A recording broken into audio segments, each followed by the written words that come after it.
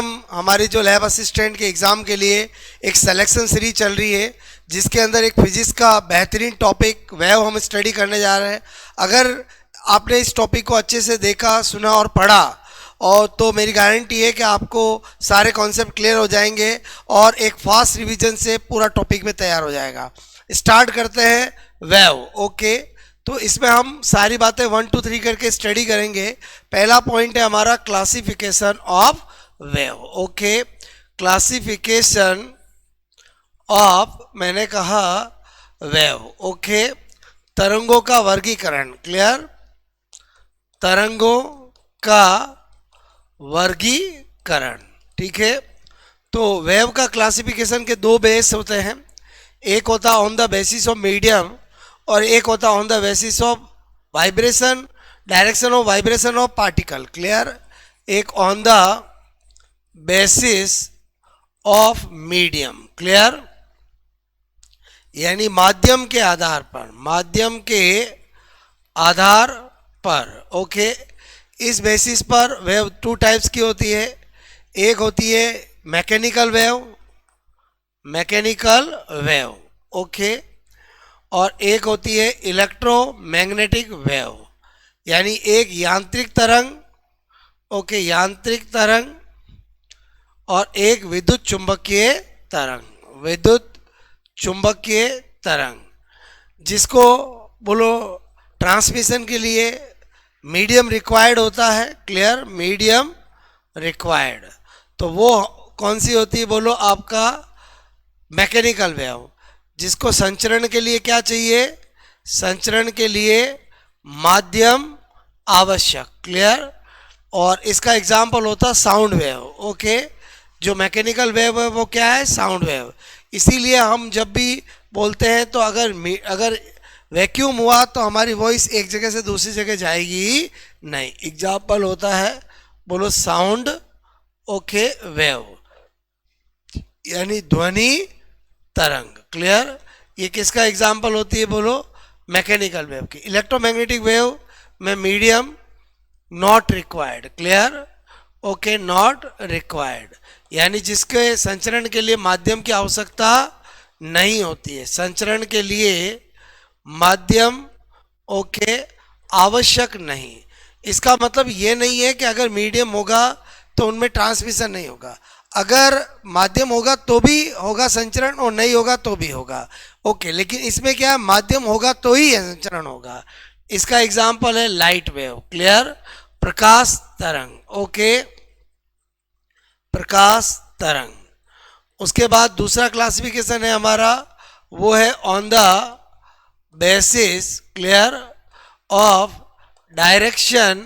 ठीक है, of vibration, vibration, clear, of particle, कण के कंपन की दिशा के आधार पर, कण के कंपन की दिशा के आधार पर। क्लियर, इस बेसिस पे देखें तो वेव टू टाइप की होती है, one is longitudinal and one is transverse. बोलो क्लियर, एक होती है लॉन्गिट्यूडिनल ट्यूडिनल वेव और एक होती है ट्रांसवर्स वेव। ओके, एक अणु दे दे रही है और एक अनुप्रस्थ, एक होती है अणु दे दे रही है।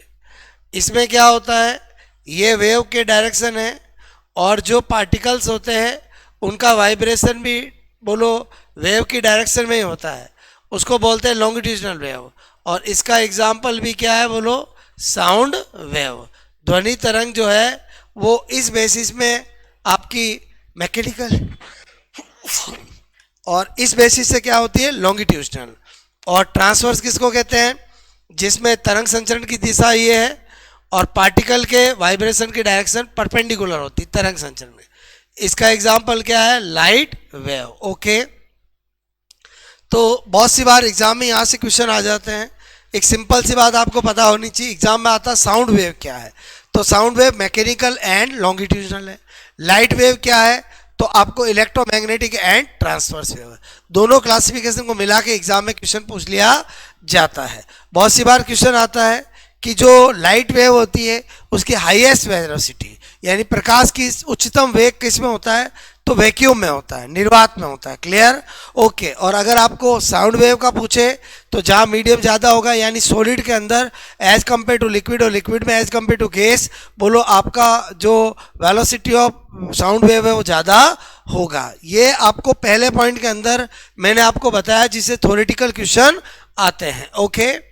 उसके बाद आ जाते हैं हम नंबर 2 पॉइंट, यानी हमें अगर लॉन्गिट्यूजनल वेव की बात करी, हमने ट्रांसवर्स वेव की बात करी, तो उनकी वेलोसिटी का फॉर्मूला पता होना चाहिए, उन पर बनने वाले क्वेश्चन पता होना चाहिए। तो यहाँ पर हमने देखा velocity, clear, okay, of longitudinal wave, clear, यानी अनुदैर्ध्य तरंग के वेग, ओके, अनुदैर्ध्य बोलो तरंग के वेग का सूत्र, क्लियर। तो आपको पता होना चाहिए कि v साउंड या v लॉन्गिट्यूजनल क्या होता है, gamma p upon rho, clear. यहाँ पर जो p है वो प्रेशर है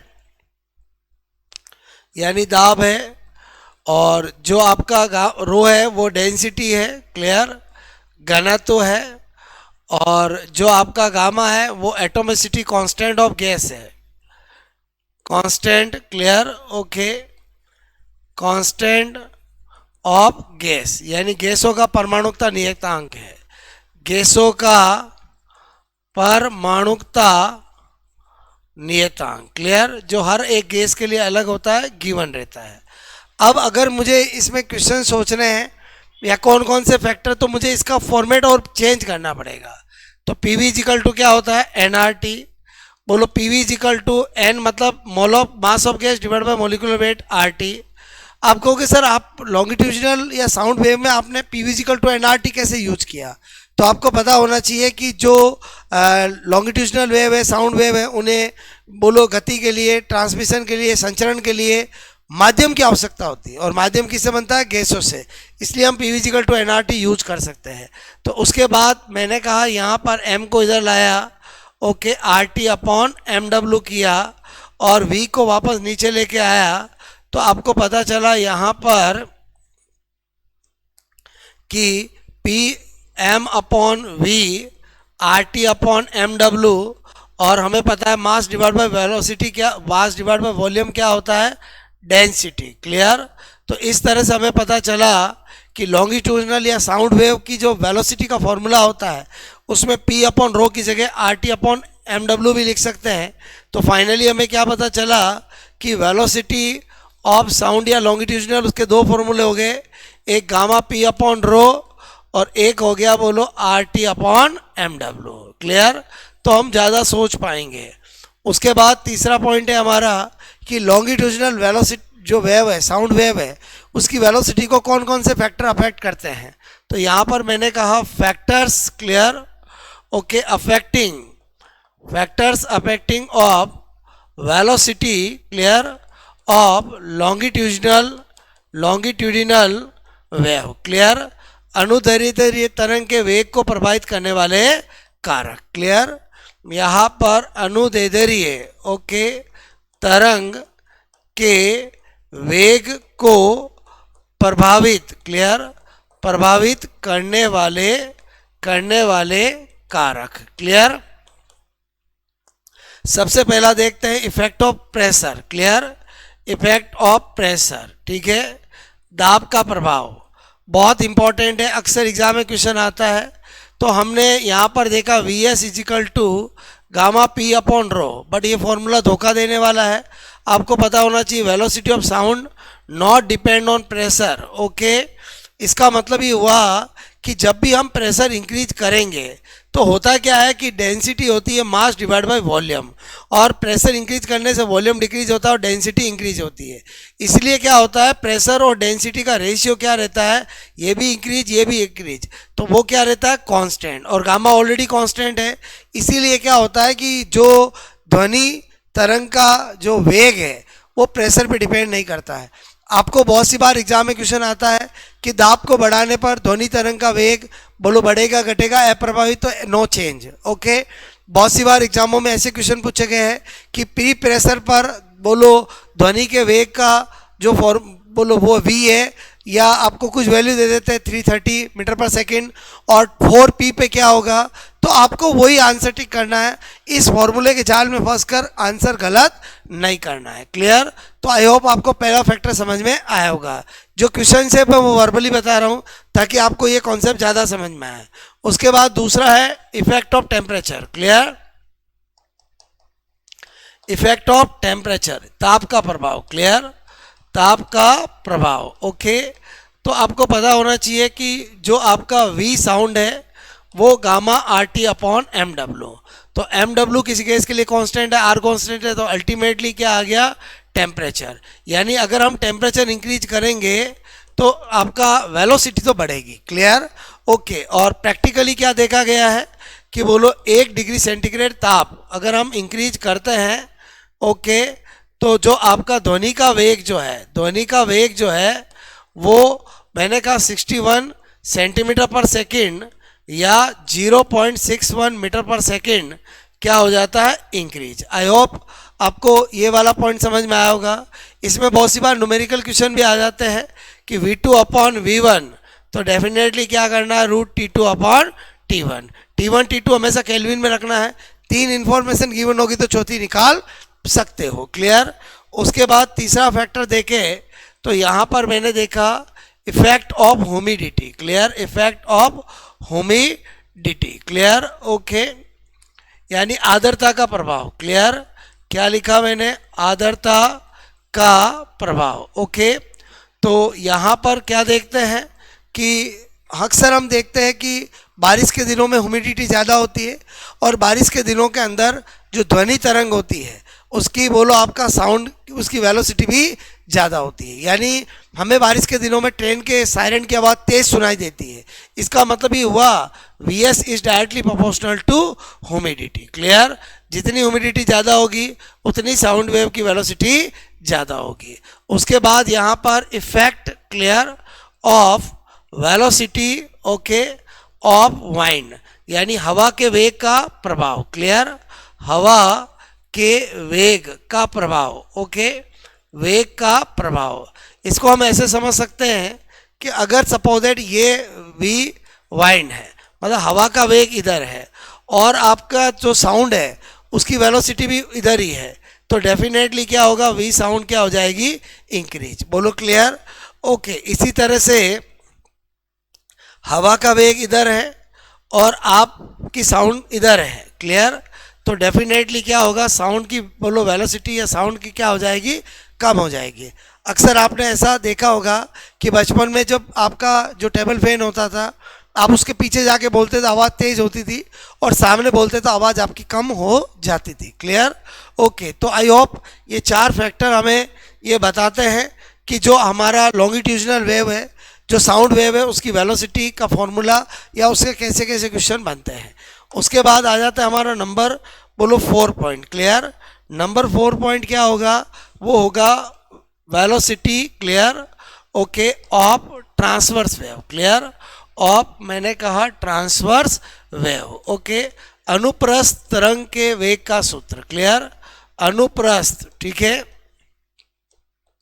तरंग के वेग का सूत्र। क्लियर? तो स्ट्रिंग जो होती है, रस्सी जो होती है, उसके अंदर अनुप्रस्थ तरंग बनती है, तो मैंने कहा इन, क्लियर, ओके, स्ट्रिंग, यानी रस्सी में। तो वेलोसिटी का फॉर्मूला होता है बोलो T upon M string. Clear? तो यहाँ पर T तो क्या है, tension, clear, okay, in string, यानी रस्सी में तनाव। ओके, रस्सी में तनाव बल। क्लियर? तनाव बल। ओके, और उसके बाद एम स्ट्रिंग जो होता है वो होता है बोलो आपका M अपॉन L, यानी मैंने कहा कि बोलो mass, okay, of per unit length, okay, of string. यानी हमेशा ध्यान रखना जो एम स्ट्रिंग होता है वो हमेशा किसी भी रस्सी के एकांक लंबाई का दरमान होता है। क्लियर? यानी रस्सी की एकांक लंबाई, क्लियर, एकांक लंबाई, ओके, लंबाई का क्या होता है बोलो द्रव्यमान। ठीक है, इसमें भी अगर हमें और ज़्यादा फॉर्मूला बोलो रूप बनाने हैं ताकि हम ज़्यादा से ज़्यादा चीज़ें सोच सके। उसके लिए हम क्या कर सकते हैं कि इसमें तो चेंज होगा नहीं, इसमें कर सकते हैं। ये एम स्ट्रिंग क्या था बोलो, एम, ओके, एम अपॉन क्या था, एल। अब एम क्या होता है बोलो, डेंसिटी इनटू वॉल्यूम, ओके, क्योंकि डेंसिटी होता है मास डिवाइड बाय वॉल्यूम, तो जहाँ मास है वहाँ पर क्या लिख सकते हैं, डेंसिटी इन वॉल्यूम। अब आपको मैंने कहा कि अगर हम ये एम स्ट्रिंग है, क्लियर, ओके, डेंसिटी चलो ठीक है, वॉल्यूम की जगह क्या लिख सकते हैं, पाई आर स्क्वायर, ओके, एल, क्योंकि एरिया इंटू लेंथ वही वॉल्यूम होगा एल, तो एल से एल कट हो गया। तो हमें क्या पता चला कि जो एम स्ट्रिंग आया है हमारा, ओके, वो क्या आ गया, pi are square d, clear, d for density. तो फाइनली एक और फॉर्मेट बन गया हमारा, v इजिकल टू बोलो आपका t, और यहाँ पर पाई आर स्क्वायर, और यहाँ पर मैंने कहा पाई आर स्क्वायर डी, क्लियर। तो इस फॉर्मूले से एक बात तो श्योर हो गई कि v inversely proportional to r, जितना रस्सी पतली होगी उसमें ही ट्रांसवर्स वेव ज़्यादा अच्छी से बनेगी, मोटा रस्सा होगा तो उसमें ट्रांसवर्स वेव इतनी अच्छी नहीं बनेगी, क्लियर।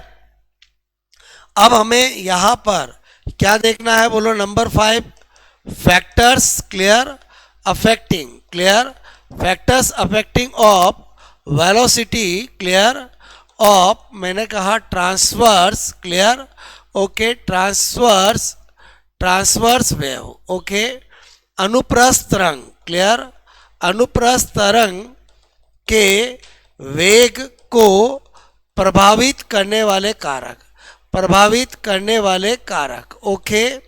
तो यहाँ पर जो अभी हमने फॉर्मूले देखे थे उन्हीं पर देखते हैं। हमारे दिमाग में क्या आया, v transverse, clear, okay, transverse is equal to क्या आया, एक t upon m string, clear, okay. और उसके अलावा हमने क्या किया, यहाँ पर पाई आर स्क्वायर और d। तो इससे हमें एक बात तो श्योर हो गई कि पहला फैक्टर होगा वो होगा रस्सी में तनाव, क्लियर, ओके, रस्सी में मैंने कहा तनाव, ओके, यानी यहाँ पर tension, clear, okay, in string, ठीक है, रस्सी में तनाव। तो यहाँ पर क्या बता रहा हूँ, v जो आपका ट्रांसवर्स है वो डायरेक्टली प्रोपोर्शनल टू आपका, यानी जितना रस्सी में तनाव ज़्यादा होगा उतनी वेव की वेलोसिटी ज़्यादा होगी। यानी यहाँ पर v2 अपॉन v1 करेंगे तो क्या कर सकते हैं, t2 अपॉन t1, और t1 t2 रस्सी में तनाव है, क्लियर। उसके बाद दूसरा है radius, clear, okay, radius of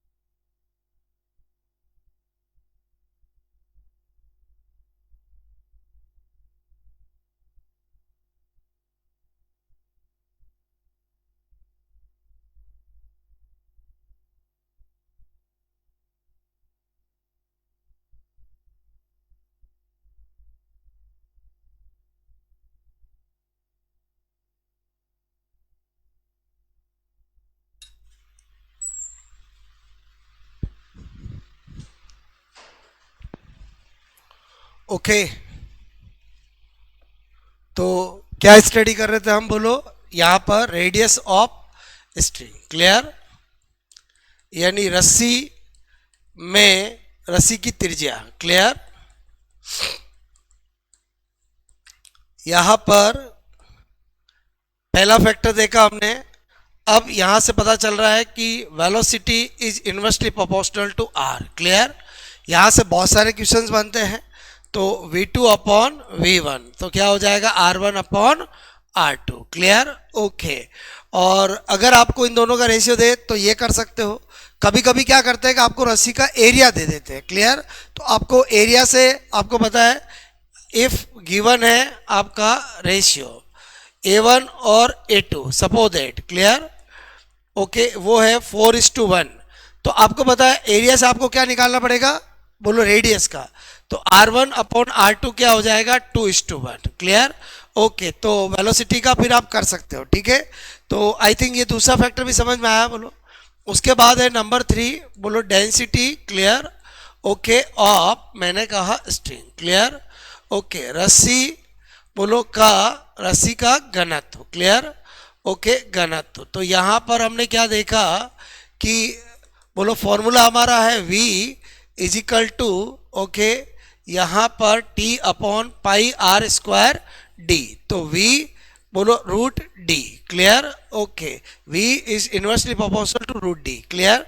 तो आपको मैंने कहा कि जैसा बोलो डेंसिटी होगी बोलो रस्सी की उसके अकॉर्डिंग भी वेलोसिटी में फर्क आएगा। अगर ये ज़्यादा तो ये कम और ये अगर कम तो ये क्या होगा ज़्यादा। तो इस तरह से हमने कौन से फैक्टर देखे बोलो हमारी जो ट्रांसवर्स वेव है जो रस्सी में बनती है उसकी वेलोसिटी को कौन कौन से फैक्टर अफेक्ट करते हैं। ओके अब हमारा पॉइंट नंबर आ जाएगा 6। क्लियर। पॉइंट नंबर 6 की बात करेंगे। क्लियर। तो पॉइंट नंबर 6 के अंदर हम बात करते हैं बोलो यहाँ पर equation. Clear. Of progressive wave. Clear. Progressive wave. Clear. Okay progressive wave. Clear यानी प्रगामी तरंग की समीकरण। क्लियर। प्रगामी ओके तरंग की बोलो समीकरण। क्लियर। क्या लिखा मैंने बोलो equation of progressive wave. Okay तो अगर हम बात करें यहाँ पर इक्वेशन ऑफ प्रोग्रेसिव वेव की तो क्या होता है बोलो y is equal to A sine omega T minus K X. Clear. ये प्रोग्रेसिव वेव की इक्वेशन है। बोलो क्लियर। जहाँ पर आपका ओमेगा क्या है बोलो मैंने कहा angular frequency. Clear. Angular frequency. Clear. Okay कोणीय मैंने कहा कोणीय आवर्ती। क्लियर। इसी तरह से बोलो ओमेगा बराबर 2 पाई एन भी लिख सकते हैं 2 पाई अपॉन टी भी लिख सकते हैं। अगर मुझे कोई प्रोग्रेसिव वेव मिले और मुझे पूछे फ्रीक्वेंसी क्या होगा टाइम पीरियड क्या होगा तो यहाँ से मैं क्या निकाल सकता हूँ एंगुलर फ्रीक्वेंसी फिर ये कर सकता हूँ। इसी तरह से के क्या होता है angular wave number. Angular wave number okay यानी कोणीय तरंग संख्या। कोणीय तरंग संख्या। क्लियर। ओके और एंगुलर वेव नंबर जो होता है बोलो वो भी आपको पता होना चाहिए। ये जो के होता है उसका फॉर्मूला 2 पाई अपॉन लैम्डा। यानी अगर मुझे इस इक्वेशन में बोलो के मिल जाए जो कि डायरेक्ट हमें यहाँ से मिल जाएगा तो वहाँ से हम फिर क्या कर सकते हैं लैम्डा निकाल सकते हैं और लैम्डा निकालने के बाद वेव नंबर भी निकाल सकते हैं। क्लियर। तो एक वेव के बहुत सारे कंपोनेंट होते हैं। एम्पलीट्यूड होता है बोलो एंगुलर फ्रिक्वेंसी होती है एंगुलर वेव नंबर होता है फ्रीक्वेंसी होती है टाइम पीरियड होता है वेवलेंथ होता है वेव नंबर होता है।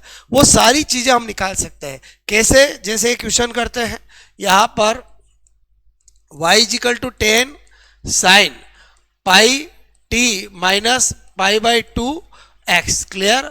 और आपको कहा ये सेंटीमीटर आपको कहा फाइंड आउट। क्लियर। ओके यहाँ पर फाइंड आउट नंबर 1 एक एम्पलीट्यूड पूछा number 2 angular frequency number 3 angular wave number number 4 frequency number 5 time period number 6 बोलो आपको यहाँ पर लैम्डा वेवलेंथ और नंबर 7 वेव नंबर।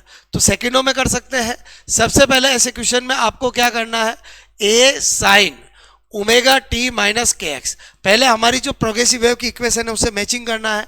बोलो यहाँ पर ये ए इजिकल टू क्या हो जाएगा 10 पहले का बोलो ओमेगा इज इक्वल टू क्या हो गया, बोलो आपका पाई, और मैंने कहा के इज इक्वल टू क्या हो गया, पाई बाई 2। ये तीन इंफॉर्मेशन तो हमने डायरेक्ट निकालनी है, एक्चुअली ये नहीं पूछते, पूछते ये चार है। क्लियर, तो कोई दिक्कत नहीं। अगर मुझे पूछा है नंबर 4 फ्रीक्वेंसी, तो आपको मैंने कहा कि ओमेगा बराबर क्या होता है, 2 पाई एन, तो एन बराबर क्या होगा, ओमेगा अपॉन 2 पाई।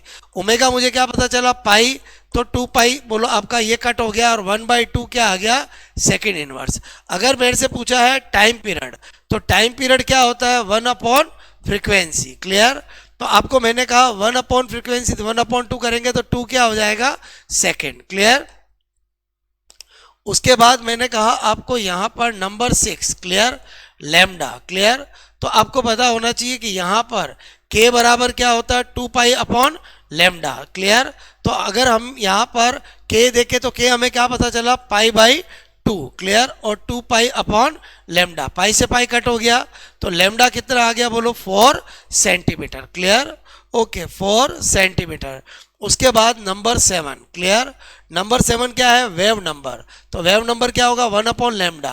तो आपको मैंने कहा लैम्डा कितना है, तो आपका ये वेव नंबर आ गया 0.25 सेंटीमीटर इनवर्स। इस तरह से हमने देखा कि हम सारी चीज़ें निकाल सकते हैं, बट ज़्यादातर एग्जाम के अंदर क्या करते हैं कि आपको इक्वेशन थोड़ी सी घुमा के दे देते हैं। जैसे ये दे दिया, ओके, जैसे आपको इक्वेशन दे दी y, example number 2, y is equal to 10 sine, और यहाँ पर दे दिया बोलो क्लियर 2, और ये पाई बाई 4, ओके, माइनस यहाँ पर पाई बाई 2x। क्लियर, और आपको वही फाइंड आउट 1 to 7। क्लियर, 1 से 7 जो मैंने अभी चीज़ें पूछी है वो आपको करना है फाइंड आउट। तो इसमें क्या है, सबसे पहले a तो हो गया 10, उसके बाद ओमेगा जो है वो आपको पाई बाई 2 डायरेक्ट नहीं होगा, सबसे पहले हमें क्या करना पड़ेगा, फॉर्मेट बनाना पड़ेगा। फॉर्मेट कैसे, y is equal to a sine, अब इस 2 को अंदर ले जाओगे तो आपका 2 मल्टीप्लाई पाई बाई 4t, फिर 2 को अंदर ले जाओगे तो पाई बाई 2 मल्टीप्लाई x, तो ये इससे कट हो गया, ये इससे कट हो गया। क्लियर, तो y is equal to a sine, और मैंने कहा यहाँ पर क्या हो जाएगा, पाई t और माइनस बोलो क्लियर पाई बाई 2t और पाई x। हाँ, अब अगर हम पिकअप करेंगे कि ओमेगा मतलब पाई बाई 2 और k मतलब पाई, तो आपके सारे क्वेश्चन राइट होंगे। मतलब आपको हमेशा ध्यान रखना है कि यहाँ अगर कोई चीज़ है तो पहले अंदर ले जाना है, फिर मैचिंग करना है। क्लियर, आई होप आपको प्रोग्रेसिव वेव की इक्वेशन समझ में आई होगी, और वेव के सारे कंपोनेंट भी आप कर सकते हो। अब यहाँ पर होता क्या है कि प्रोग्रेसिव वेव के बाद हमें पढ़ना है stationary wave. Clear, okay, stationary wave मतलब अपरगामी तरंग, अपरगामी तरंग। क्लियर, ओके, और अपरगामी तरंग स्टेशनरी वेव अगर हमें पढ़ना है तो आपको पहले कंडीशन पता होनी चाहिए कि स्टेशनरी वेव बनेगी कैसे। तो इसकी क्या होती है, कुछ कंडीशंस होती है। क्लियर, ओके, शर्तें होती हैं। शर्त नंबर 1 क्या है कि जो भी दो प्रोग्रेसिव वेव है, जो प्रगामी तरंग है, जो सुपर इम्पोज होकर के स्टेशनरी वेव बनाएगी, बोलो उनकी एम्पलीट्यूड क्या होना चाहिए, सेम, फ्रीक्वेंसी क्या होनी चाहिए, सेम, और डायरेक्शन क्या होनी चाहिए, अपोजिट। क्लियर, मैंने कहा यहाँ पर दोनों ओके प्रगामी तरंगों, क्लियर, ओके, का आयाम, क्लियर, ओके, एम्पलीट्यूड मैंने कहा क्या होना चाहिए, समान। क्लियर, ओके, मैंने कहा सेम तो क्या होना चाहिए, एम्पलीट्यूड, ओके, एम्पलीट्यूड। और दूसरा मैंने कहा दोनों प्रगामी तरंगों, क्लियर, की आवृत्ति भी क्या होनी चाहिए, बोलो समान। क्लियर, आवृत्ति भी क्या होनी चाहिए, समान। मैंने कहा सेम क्या होनी चाहिए, बोलो फ्रीक्वेंसी। क्लियर, ओके, और उसके बाद दोनों परगामी तरंगों की डायरेक्शन क्या होनी चाहिए, अपोजिट, दोनों परगामी तरंगों। क्लियर, ओके, की मैंने कहा प्रगामी तरंगों, क्लियर, तरंगों, ओके, तरंगों की बोलो आपकी दिशा क्या होनी चाहिए, विपरीत। क्लियर, ओके, तो अगर ये 3 कंडीशन होगी तो ही दो प्रोग्रेसिव वेव के सुपर इम्पोज से, अध्यारोपण से हमें अप्रगामी तरंग मिलेगी। अब प्रॉब्लम ये आ रहा है कि ये दोनों तरंगे एक दूसरे के इक्वल होगी, एक दूसरे के आइडेंटिकल होगी तभी पॉसिबल है, क्योंकि एम्पलीट्यूड और फ्रीक्वेंसी तभी सेम होगा जब एक ही वेव वापस टकरा के वापस वही वेव आके सुपर इम्पोज हो। तो इसका मतलब हुआ कि हमें पहले प्रोग्रेसिव वेव को किसी रिफ्लेक्टिव सरफेस के पास भेजना पड़ेगा और वहाँ से रिफ्लेक्ट होकर वो आएगी तो दोनों के सुपर इम्पोज से स्टेशनरी वेव बनेगी। तो इसका मतलब ये हुआ कि हमें पहले यहाँ पर बनाने के लिए एंड से आपको मैंने कहा types of clear okay reflective ends clear, परावर्तक ओके बोलो आपको मैंने कहा सिरों क्लियर एंड्स, ठीक है, सिरों के प्रकार क्लियर। अगर हम बात करें यहाँ पर रिफ्लेक्टिव एंड की तो एक होता है रिजिड एंड क्लियर और एक होता है मैंने कहा आपको कौन सा and free and clear okay. एक क्या होता है बोलो दृढ़ सिरा क्लियर, दृढ़ ओके दृढ़ सिरा क्लियर ओके दृढ़ सिरा, और एक होता है बोलो मुक्त सिरा क्लियर ओके मुक्त सिरा फ्री एंड। बोलो यहाँ पर मीनिंग क्या है, तो देखो क्या होता है कि जब आपका ये कोई एंड है क्लियर और यहाँ से ये प्रोग्रेसिव वेव जा रही है clear, y is equal to A sine omega T minus K X clear, और जब ये अगर एंड आपका रिजिड है क्लियर तो इससे जब वेव आएगी तो उसमें पाई का क्या आ जाएगा, फेज डिफरेंस आ जाएगा क्लियर। फेज डिफरेंस कितने का आएगा, पाई का ओके, पाई का कलांतर आ जाएगा। तो ये y1 है ये y2 है तो a साइन एम्पलीट्यूड वही रहेगा, फ्रीक्वेंसी वही रहेगी क्लियर। एक तो डायरेक्शन ये बोलो x थी तो माइनस एक्स होगी तो प्लस हो गया, और साथ में क्या हो जाएगा पाई का फेज डिफरेंस आ जाएगा। और फ्री एंड में क्या होता है कि अगर आपका ये एंड है और यहाँ पर एक रिंग लगी हुई है और ये वेव जाके इससे टकराएगी तो क्या होगा, वापस यही वेव जो है इसी तरह से वापस आएगी। तो इसका मतलब हुआ यहाँ पर ये y1 बराबर a साइन और omega T minus K x था, तो ये वेव जो होगी वो आपका a साइन और मैंने कहा ओमेगा टी क्लियर, यहाँ पर ओमेगा टी प्लस के एक्स हो जाएगा, लेकिन डायरेक्शन अपोजिट होगी लेकिन इसमें फेज डिफरेंस नहीं आएगा। तो अगर ये दोनों वेव सुपर इम्पोज हो रही है तो यहाँ पर हमारी कंडीशन फुलफिल हो रही है, एम्पलीट्यूड सेम है, फ्रीक्वेंसी सेम है, डायरेक्शन अपोजिट है क्लियर। तो इसका मतलब हुआ इससे स्टेशनरी वेव 100% होगी। और यहाँ पर भी देखें तो जो तीन कंडीशन हमारी एम्पलीट्यूड सेम है, फ्रीक्वेंसी सेम है और डायरेक्शन अपोजिट है, तो इससे भी स्टेशनरी वेव होगी। तो इससे जो स्टेशनरी वेव होगी रिजिड एंड से, एक्चुअली उसका जो इक्वेशन होगा वो आपका ये होगा साइन के एक्स कॉस ओमेगा टी। ये किसकी इक्वेशन है, रिजिड एंड से उत्पन्न आपकी बोलो आपका स्टेशनरी वेव की, और इसका होगा 2a साइन ओमेगा टी और कॉस के एक्स। तो इसका मतलब एक हमें याद रखना पड़ेगा, वो इस ट्रिक से याद रख सकते हैं कि जिसका x factor clear okay strong के साथ होता है, स्ट्रॉन्ग के साथ ओके वो पर्सन क्या होता है, रिजिड होता है क्लियर ओके। तो इसका मतलब हुआ एक्स अगर एक्स साइन के साथ होगा तो वो रिजिड एंड वाली होगी। तो आई होप आपको यहाँ पर स्टेशनरी वेव की इक्वेशन कैसे बनाई, कंडीशन क्या है वो आपको समझ में आया होगा क्लियर ओके। अब क्या होता है कि जो स्टेशनरी वेव है उसमें भी वो सारे इक्वेशन बनते हैं जो मैंने आपको बताया, बोले आपको angular number, angular time period, frequency कुछ भी पूछ सकते हैं क्लियर, वो आप पिकअप करके कर सकते हैं। उसके बाद अगर हम बात करें टाइप्स ऑफ यहाँ पर स्टेशनरी वेव क्लियर ओके, यहाँ पर मैंने कहा अप्रगामी क्लियर, अप्रगामी ओके, अप्रगामी मैंने कहा तरंग के प्रकार ओके। तो स्टेशनरी वेव दो तरह की होती है, एक होती है बोलो आपका longitudinal stationary wave clear, longitudinal stationary wave clear okay, यानी एक क्या होती है बोलो आपकी यहाँ पर अनुदैर्ध्य है क्लियर, अनुदैर्ध्य अप्रगामी तरंग क्लियर, अप्रगामी तरंग ओके, यानी लॉन्गिट्यूडिनल स्टेशनरी वेव जो कि किस में बनती है, ऑर्गन पाइप में क्लियर ओके। इसका मतलब ऑर्गन पाइप की स्टडी करने का मतलब लॉन्गिट्यूडिनल स्टेशनरी वेव हो जाएगा। और एक होती है बोलो ट्रांसवर्स लॉन्गिट्यूड स्टेशनरी वेव, यानी अनुप्रस्थ क्लियर, अनुप्रस्थ ओके, अप्रगामी तरंग ओके, अप्रगामी तरंग ओके। और उसका एग्जाम्पल क्या होता है बोलो, मैंने कहा सोनोमीटर क्लियर, जो सोनोमीटर होता है उसके अंदर जो वेव बनती है वो कौन सी होती है? Transverse stationary wave. इसका मतलब हुआ कि आपको सोनोमीटर और ऑर्गन पाइप इन दोनों से क्वेश्चन पूछे जा सकते हैं। तो यहाँ पर अगर मैं आपको ये दोनों चीज़ें बताऊं, उससे पहले कुछ बेसिक चीज़ें हमें समझ में आनी चाहिए। एक तो क्या नोड और एंटी नोड क्या होता है, इन वर्डों का हमें अभी जरूरत पड़ेगी। तो आपको निष्पंद और प्रस्पंद का मतलब पता होना चाहिए। निष्पंद और प्रस्पंद, क्लियर? ओके। तो आपको मैंने कहा अगर ये कोई भी वेव है, क्लियर? ओके, जैसे मैंने ये बनाई, तो यहाँ पर ये नोड है और ये एंटी नोड है। तो नोड का मतलब क्या होता है कि मिनिमम डिस्प्लेसमेंट जहाँ होगा वो नोड होगा, और एंटी नोड का मतलब maximum displacement, clear? Okay, node का मतलब क्या होता है? बोलो मिनिमम। ओके, मिनिमम मैंने कहा displacement, clear? Okay, displacement. Okay, बोलो प्लेस। ओके, न्यूनतम विस्थापन वाला स्थान। और एंटी नोड का मतलब होता है, एंटी नोड का मतलब होता है मैक्सिमम, ओके, डिस्प्लेसमेंट। बोलो डिस्प्लेसमेंट प्लेस, क्लियर?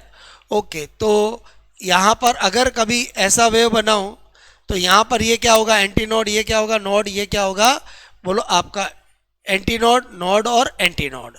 अब क्या होता है कि यहाँ पर बेसिक में हमें पता होना चाहिए कि एक एंटी नोड और एक नोड, मैंने कहा यहाँ पर डिस्टेंस, क्लियर?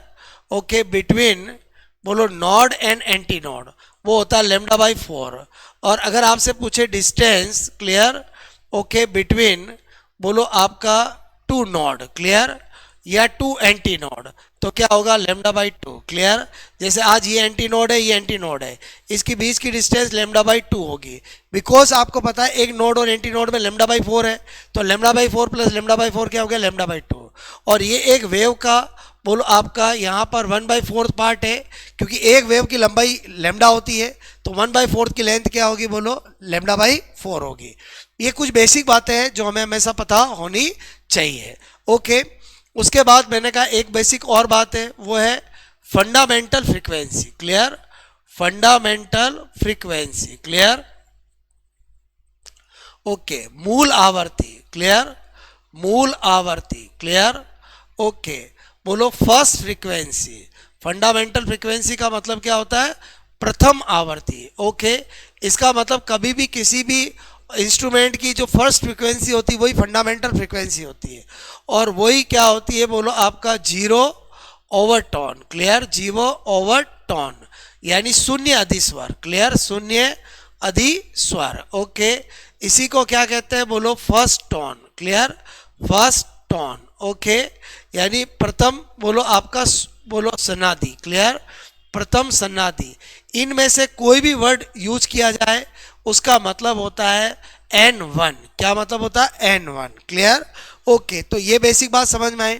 अब मुझे आपको लॉन्गिट्यूशनल स्टेशनरी वेव और ट्रांसवर्स स्टेशनरी वेव को डिटेल से पढ़ाना है, तो हम यहाँ पर नंबर 11 कर देते हैं, जिसमें हम क्या पढ़ने जा रहे हैं?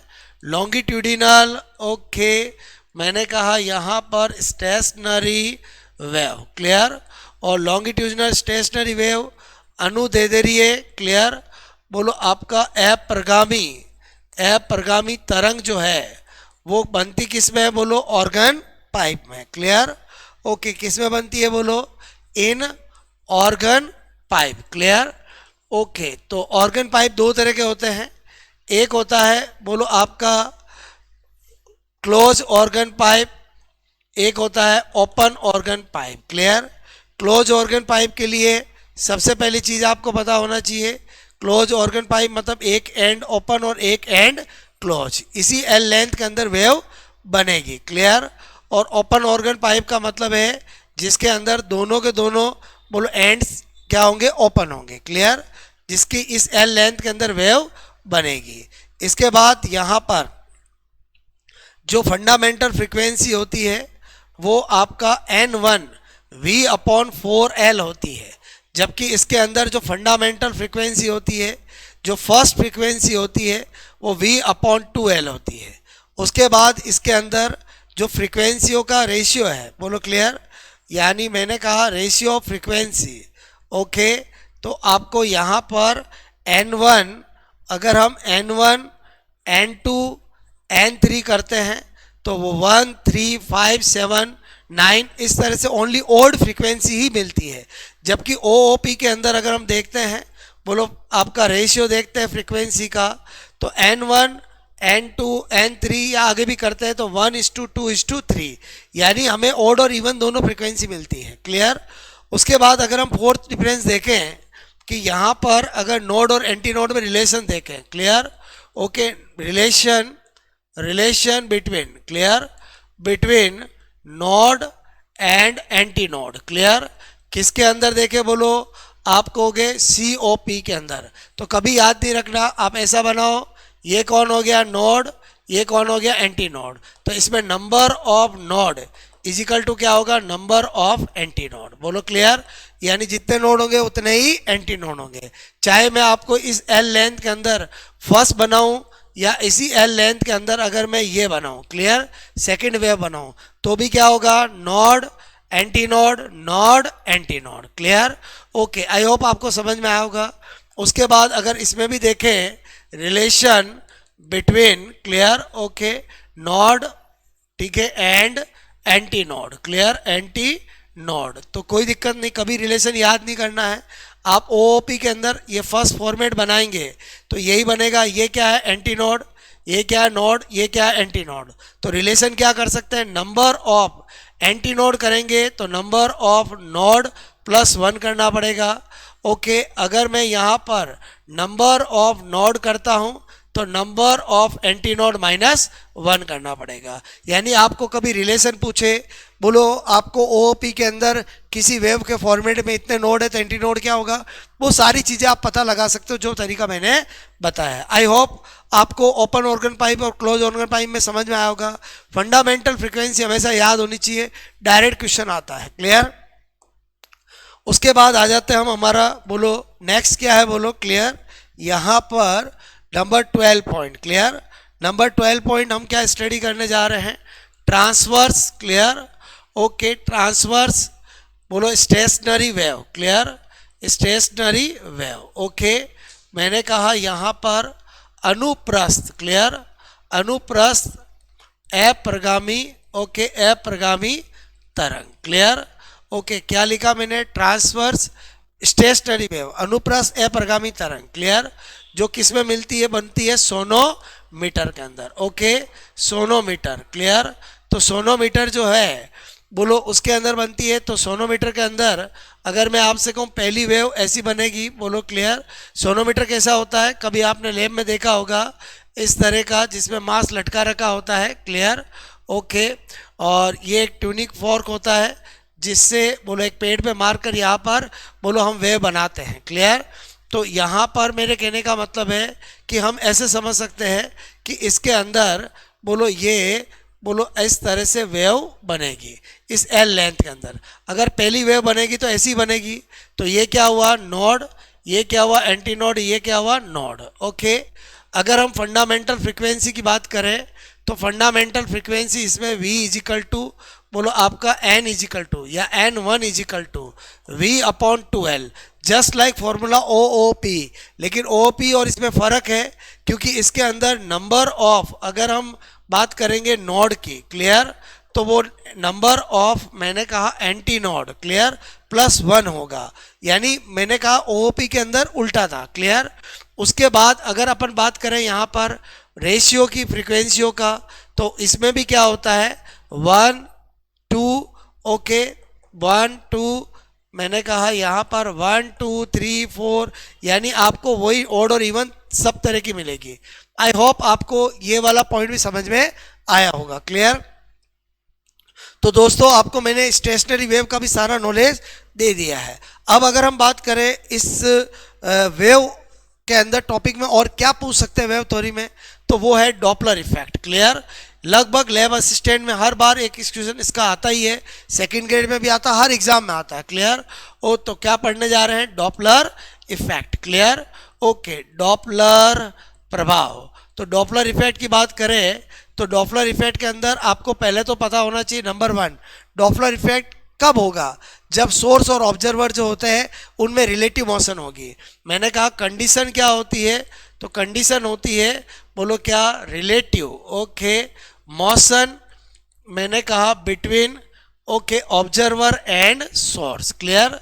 बोलो जब, बोलो आपका श्रोता ओके तथा स्रोत के मध्य, क्लियर, के मध्य क्या हो, बोलो आपेक्षिक गति, क्लियर, आपेक्षिक गति, क्लियर, ओके गति हो, तभी आपको मैंने कहा कि डॉपलर इफेक्ट होगा। अब मैंने कहा कि रिलेटिव मोशन होने के लिए सोर्स और ऑब्जर्वर का एक ही लाइन में होना जरूरी है, क्लियर। तो दूसरा हमारा पॉइंट क्या है इसके अंदर, डॉपलर इफेक्ट के अंदर, कि बोलो डॉपलर इफेक्ट, डॉपलर प्रभाव ओके प्रभाव नहीं होने की शर्तें। होने की शर्त तो हमने देख ली, नहीं होने की शर्त दो है।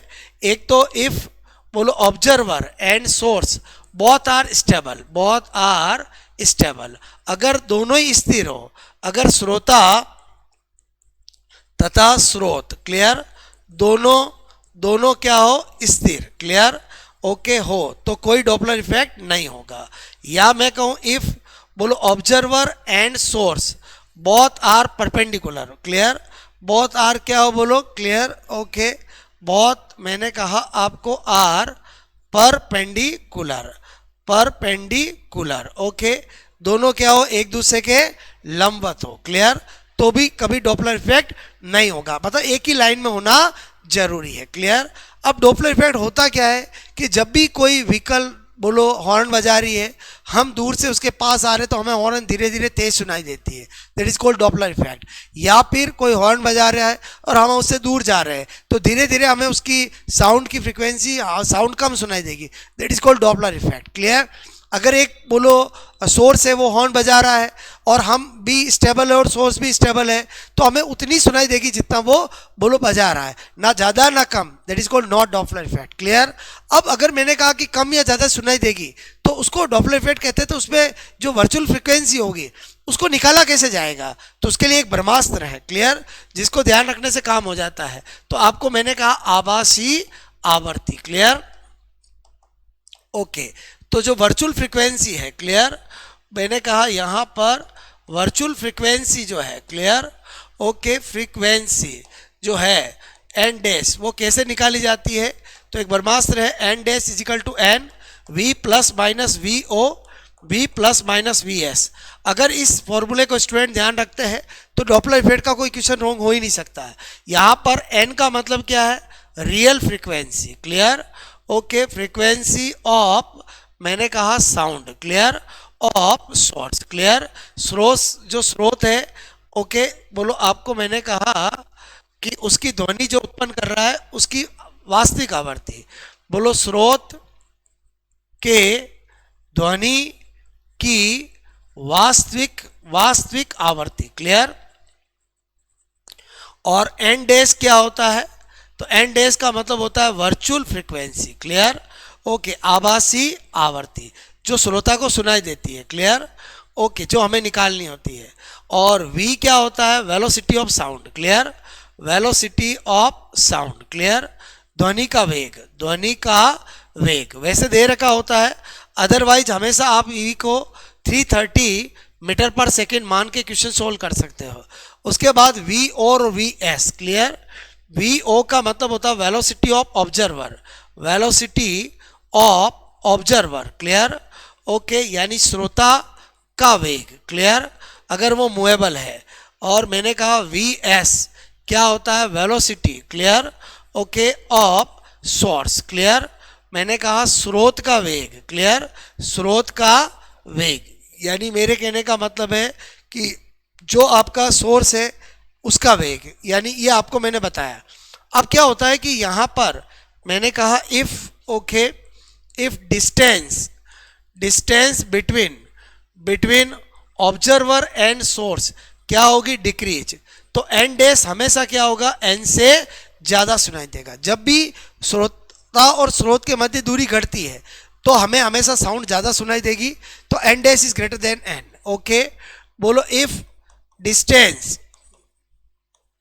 Between observer and source increase होगा तो हमेशा एन डैश क्या होगा, एन से कम सुनाई देगा, यानी थ्योरी खत्म। अगर आप ये पॉइंट ध्यान रखते हो तो आप डॉपलर का हर क्वेश्चन सोल्व कर सकते हो।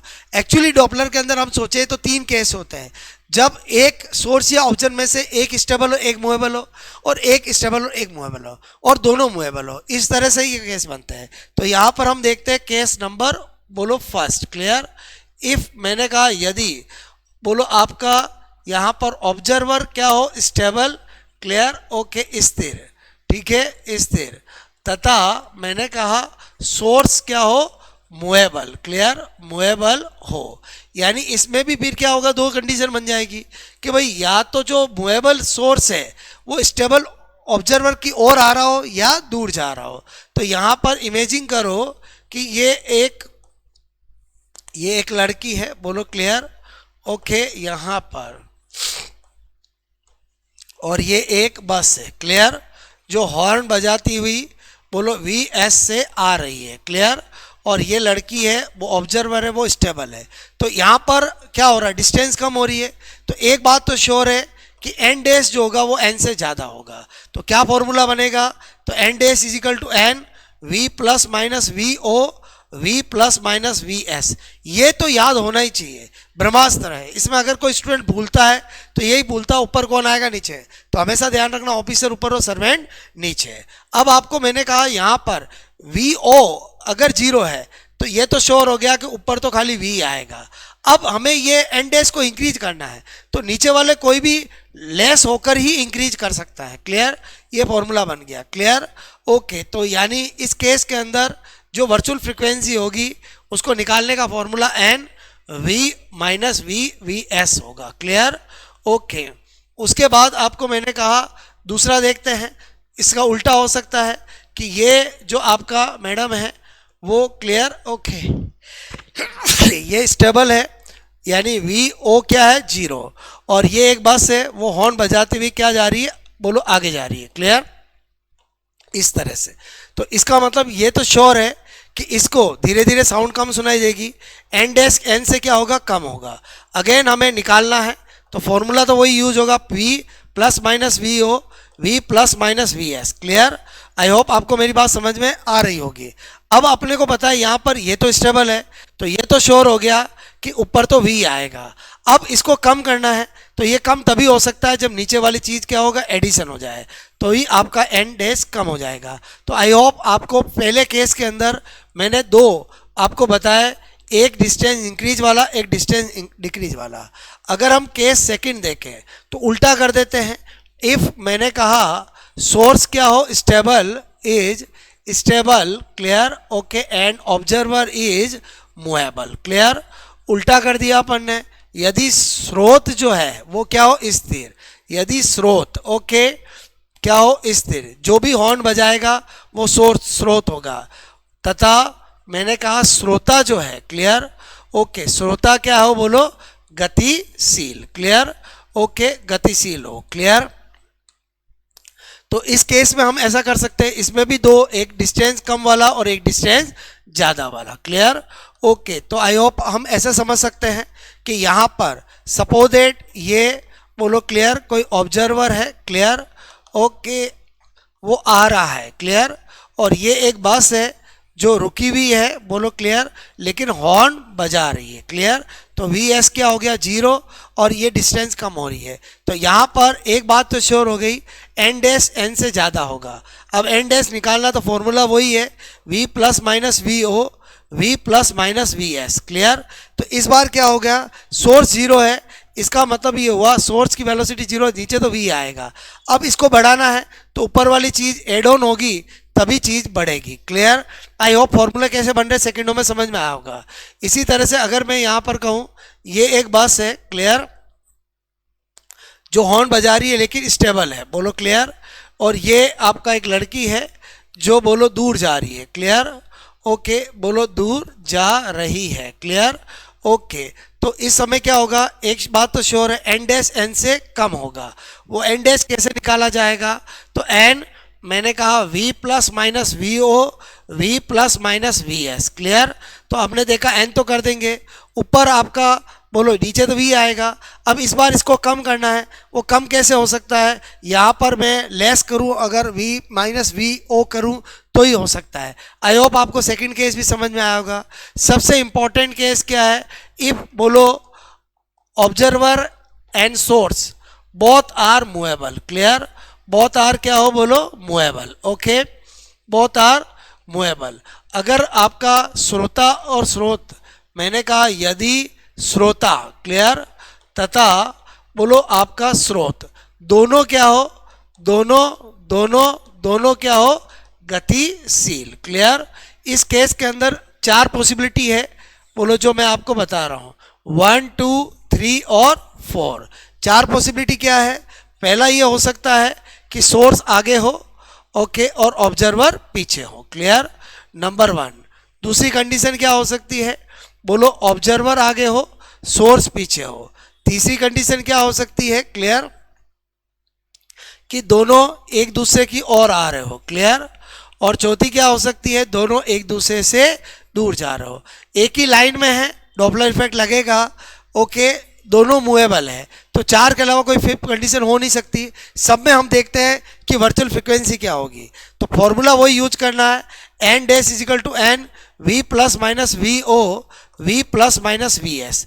अब ऐसे क्वेश्चन को सोल्व करने के लिए आपको क्या सोचना है, जब आप ऊपर बोलो सबसे पहले ऑब्जर्वर का सोच रहे हो तो आपको ऑब्जर्वर पे ध्यान देना है। ऑब्जर्वर आगे है या पीछे है, पीछे है। पीछे वाला हमेशा कोशिश क्या करेगा, डिस्टेंस कम करने की। डिस्टेंस कम करने का मतलब वर्चुअल फ्रिक्वेंसी को इंक्रीज करना। अब ऊपर वाला इंक्रीज कैसे कर सकता है, प्लस करके कर सकता है, ओके। अब अपन सोर्स के पास चले जाते हैं। सोर्स आगे है या पीछे है, आगे है। आगे वाला हमेशा डिस्टेंस बढ़ाना चाहेगा, डिस्टेंस बढ़ाने वाला इसको घटाना चाहेगा, तो घट कैसे सकता है, बोलो प्लस होकर। तो ये फॉर्मूला बन गया इस केस के अंदर, क्लियर। कभी आपको याद नहीं रखना, ब्रह्मास्त्र याद रखो, फॉर्मूला बनाना आना चाहिए। इसके बाद अगर यहाँ पर देखें तो मैंने कहा वही formula, N dash is equal to N V plus minus V O V plus minus V S, clear, okay. अब आपको मैंने कहा कि यहाँ पर सबसे पहले हमें किसका सोचना है, ऑब्जर्वर का।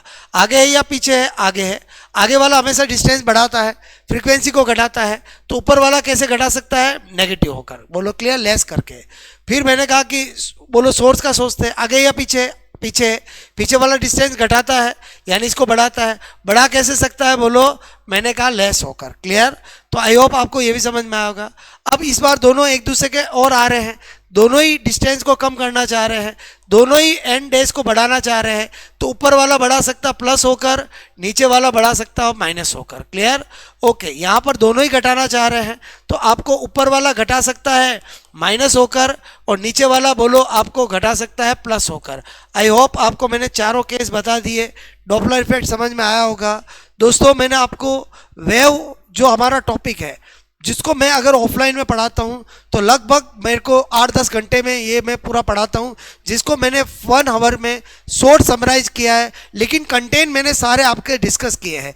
जो अगर आप एक बार 2 बार अगर देख लोगे तो वेव ऑप्टिक्स या जो वेव थ्योरी है हमारी, बोलो क्लियर, वेव टॉपिक जो है उसका क्वेश्चन लैब असिस्टेंट में राइट हो जाएगा। कैसा लगा ये लेक्चर जरूर कमेंट्स करके बताएं, और सिलेक्शन सीरीज से जुड़े जो पहले हमारे टॉपिक हो चुके हैं उनको भी स्टडी करें। आपको डेफिनेटली इस लेक्चर से आपको एग्जाम के अंदर बेनिफिट होगा। That's all.